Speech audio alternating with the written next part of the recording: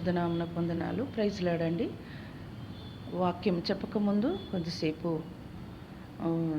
ధ్యానించకముందు ప్రార్థించుకుందాం. పరిశుద్ధమైన ప్రేమగల తండ్రి, జీవంగల దేవానికి స్తోత్రాలు, వందనాలు చెల్లిస్తున్నాం ప్రభా. నాయన పరిశుద్ధుడా, మహోన్నతుడా, మహిమగల తండ్రి, నీకు వందనాలు. శ్రేష్టమైన నామం, పవిత్రమైన నామాన్ని బట్టి, నీ శాశ్వతమైన ప్రేమను బట్టి నీకు వెలలేని స్తోత్రాలు, వందనాలు ప్రభా. నాకు ఇచ్చిన కృప, ధన్యత, ఎవరికి లేని ఆధిక్యత నాకు ఇచ్చిన విధానం బట్టి నీకే లెక్కలేని స్తోత్రాలు, వందనాలు చెల్లిస్తూ యేసే ఘనమైన నామమున ప్రార్థించి వేడుకుంటున్నాం తండ్రి, ఆమేన్. మరి దేవుని యొక్క వాక్యము కొద్దిసేపు ధ్యానించుకుందాం. దావీదు కీర్తన 4వ అధ్యాయము 1 నుంచి 4 వచనాలు ధ్యానించుకుందాము. అది సాయంత్రాన ప్రార్థన. మొదటి వచనం ఏముందంటే, నా నీతికి ఆధారమగు దేవా అని వాక్యంలో ఉన్నది. నా నీతికి ఆధారమగు దేవా. మరి దావీదు ఇక్కడ దేవునితో మాట్లాడినట్టుగా మనం చూస్తున్నాము. నీవు నాకు మొరపెట్టినప్పుడు మరి నా మొర వినాలి అంటున్నాడు. దావీదు మొరపెట్టినప్పుడు దేవుడు ఆలకించుతాడు. దేవుడు ఆయన కరుణించే దేవుడు. ఆయన కొరకు మనం ప్రార్థించే వారముగా ఉండాలి. మరి దావీదు ప్రార్థించినప్పుడు దేవుడు ఆయన మనవి ఆలకిస్తాడని వాక్యంలో ఉంది. మరి ఆయన ఇరుకు మార్గంలో ఉన్నప్పుడు విశాలత కలుగజేసే దేవుడు నీవే తండ్రి అని అంటున్నాడు. ఆయన ఇరుకు మార్గములో ఉన్నప్పుడు మరి విశాలత కలిగించే దేవుడు అని వాక్యంలో మరి చెప్పబడుచున్నది. మనము ఇరుకులో ఉన్నప్పుడు విశాలత కలుగజేస్తాడు దేవుడు. నాయన మరి సమస్తాన్ని ఇచ్చే దేవుడు, మనల్ని ఆదుకునే దేవుడు. మరి నా నీతికి ఆధారమగు దేవ, నా నీతికి ఆధారమగు దేవ అంటున్నాడు. మరి ఆయన ఆదరించే దేవుడు, మనల్ని కాపాడే దేవుడు, కనుకరించే దేవుడని మరి 4వ కీర్తనలో మొదటి వచనంలో చెప్పబడుతుంది. 2వ వచనంలో ఏముందంటే, నరులారా మీరు ఎంతకాలము వ్యర్థమైన మాటలు మాట్లాడతారు, ఎంతకాలము మరి ఇంకా అబద్ధములు ఆడతారు అనేది వాక్యంలో మరి మనము గమనిస్తున్నాము. మరి ఇంకా మనము వ్యర్థమైన మాటలకు నరులారా అనే వాక్యంలో చెప్పబడుతుంది. ఇంకా ఎంతగానో ఆయన గౌరవాన్ని అవమానపరుస్తారు. ఆయన వినయ విధేయతను ఇంకా మనము అగౌరవపరుస్తున్నాము, అవమానపరుస్తున్నాము. మరి ఇంకా మనము దేవునికి ఇంకా దూరంగా ఉన్నామని వాక్యంలో చెప్పుతున్నారు. నరలారా, ఆయన గౌరవాన్ని అవమానపరుస్తున్నాము. ఇంకా మరి ఆయనకు మనము సమీపంగా ఉండాలి. ఆయన మాటలకు లోబడి ఉండాలి. ఆయన మాటలు వినాలి. ఆయన వాక్యం మనము చదవాలి. ఆయన కొరకు మనం ఎల్లప్పుడూ కనిపెట్టుకుని వారముగా ఉండాలి. వ్యర్థమైన మాటలను మనము విడిచిపెట్టాలి. ఇంకా అబద్ధములు అనే మాటలు మనము వెతకవద్దు. ఇంకా వాటిని వెతుకుతున్నాము. మనము ఎక్కడ మనము అబద్ధం ఆడతాము, ఇంకా ఏ చెడుతలం చేస్తున్నాము, ఇక్కడ మనలో ఇంకా ఏ పాపం ఉన్నదో అనేది మనము ఇంకా వెతుకుతున్నాము. కానీ మనము అవన్నీ వదిలేసి దేవుని కొరకు కనిపెట్టే వారముగా మనం ఉండాలి. యెహోవాను వెతుకువారి హృదయము సంతోషించునుగాక అని ఉంది. మనం ఆయనను వెతికితే మనకు ఎంతో సంతోషము, ఆయనను వెతికితే మనకు ఎంతో ఆనందము. వెతుకువారి హృదయము సంతోషించునని వాక్యంలో చెప్పబడుతుందండి. మరి మనము ఆయనను వెతికవారంగా ఉండాలి, కానీ ఆయనను అగౌరవపరచవారంగా ఉండొద్దు, ఆయనను అవమానపరచవారంగా ఉండొద్దు. వ్యర్థమైన మాటలు పలకకుండా మన నోటిని మనము కాల్చుకోవాలి. అబద్ధములు ఆడేవారిని మనం ఇంకా వెతుకుతున్నాము వాటి కొరకు. మరి అవన్నీ మనము వదిలివేయాలని 4వ కీర్తన భాగం 2వ వచనంలో మరి చెప్పబడినట్టుగా వాక్యములో మనము గమనిస్తున్నామండి.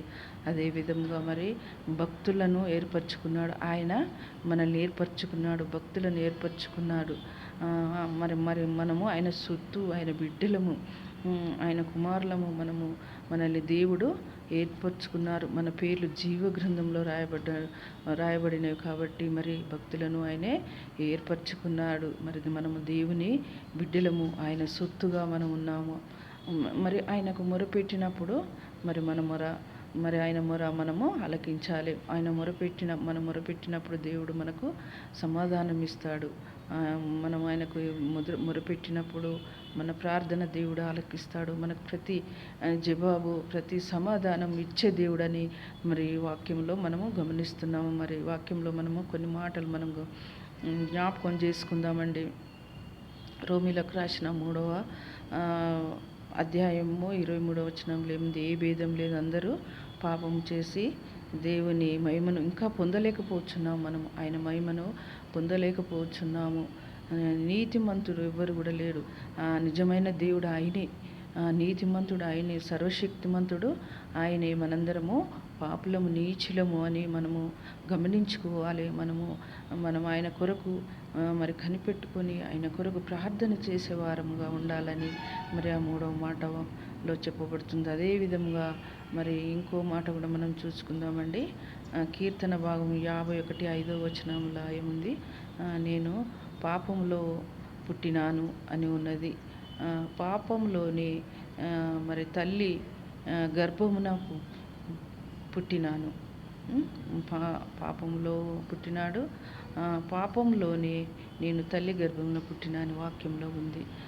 అందుకని మనము పాపంలోనే ఇంకా ఉన్నాము, పాపంలోనే మనము ఉంటున్నాము. అందుకని మనము నీతిమంతులుగా మరి ఉండాలి. మరి ఆయన రక్తం చేత మనము కడగబడిన వారంగా ఉండాలి. మనము నీతిమంతులుగా మరి ఎంచబడాలి. మనము నీతిమంతులుగా ఆయన బిడ్డలముగా ఉండాలని వాక్యంలో మరి చెప్పబడుచున్నది. దేవునికి వందనాలు. మరి దేవుని వాక్యంలో మరి దావీదు కుమారుడు అబిషలోము అతని అక్క సెరూయా కుమారుడు అనగా మేనల్లుడు యెహోవాదు సైన్యములకు అధిపతియగు అదోనియా పక్షమున మరి చేరి రాజుగా చేర్చుకున్నారు. ఆయనను రాజు పక్షాన చేర్చుకున్నట్టుగా వాక్యంలో మనము మరి హీనునిగా చేశారు ఆయనను. అందుకే దేవునికి వందనాలు. మరి దేవుని మాటలు మనము ఉండాలి. ఆయనకు నా నీతికి ఆధారమగు దేవా అని ఉంది. మరి దావీదు దేవుణ్ణి అడిగినప్పుడు మనము ఆయనను ఆదరించే దేవుడుగా ఉన్నాడని వాక్యంలో చెప్పబడుతుంది. అదే విధముగా మరి 4వ కీర్తన 4వ వచనము మనము జ్ఞాపకం చేసుకుందాము. భయము నుండి పాపం చేయొద్దు. మనము భయము నుండి పాపము చేయొద్దు. భయం ఎందుకు వస్తుంది అంటే దేవుని దగ్గర భయపడాలి. మనము ఏదైనా తప్పు చేసినప్పుడు భయం ఉంటుందండి. దేవుని దగ్గరికి రాకుండా తప్పు చేసినప్పుడు భయం అనేది ఉంటుంది. భయం నుండి పాపము చేయొద్దు. మనము మరి నీ పడకల మీద హృదయంలో ధ్యానం చేసుకొని దూరకుండా అని వాక్యంలో చెప్పబడుతుంది. మనం పడకల మీద ధ్యానించుకోవాలి, దేవుని వాక్యం చదువుకోవాలి, ప్రార్థన చేసుకోవాలి. మనము పడుకునే ముందు మంచి విశ్రాంతిని తీసుకోవాలి. అప్పుడు పడకల మీద మనం ధ్యానించినప్పుడు, మన హృదయాల్లో ధ్యానించినప్పుడు ఆ దేవుడు మనకు మంచి విశ్రాంతిని ఇస్తాడు. మనము మన కుటుంబాన్ని, మనకు కావలసిన ప్రతి అవసరత అక్కర్లు మరి దేవుడే మనకు అనుగ్రహిస్తాడని వాక్యంలో చెప్తూ కొద్ది మాటలు నేను ముగిస్తున్నానండి.